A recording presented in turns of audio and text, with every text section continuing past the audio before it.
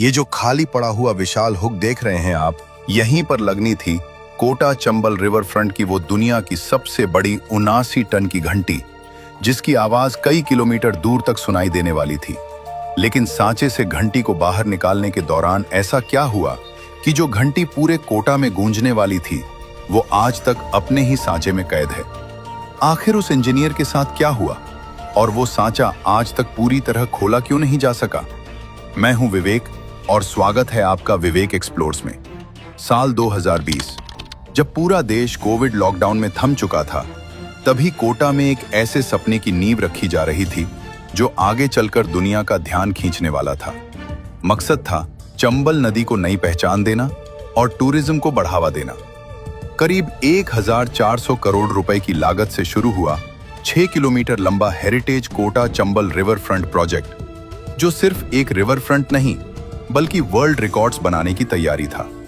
Planning के तहत चंबल नदी के दोनों किनारों पर 3-3 किलोमीटर लंबे रिवर फ्रंट और 27 थीम्ड घाट बनाए जाने थे।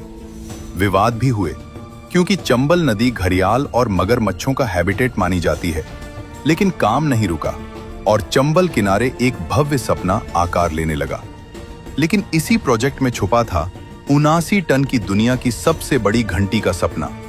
दावा था इसकी आवाज 8 से 10 किलोमीटर दूर तक सुनाई देगी। इसे घंटी घाट पर लगाया जाना था।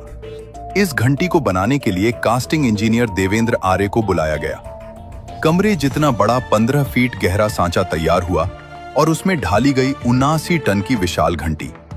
लेकिन ट्विस्ट तब आया जब इंजीनियर देवेंद्र आर्य ने दावा किया कि घंटी को बाहर निकालने की तकनीक सिर्फ उन्हें ही पता है। फिर पेमेंट और क्रेडिट को लेकर विवाद शुरू हो गया और जब घंटी को बाहर निकालने का दिन आया, तभी एक हादसे ने पूरे प्रोजेक्ट को हिला दिया।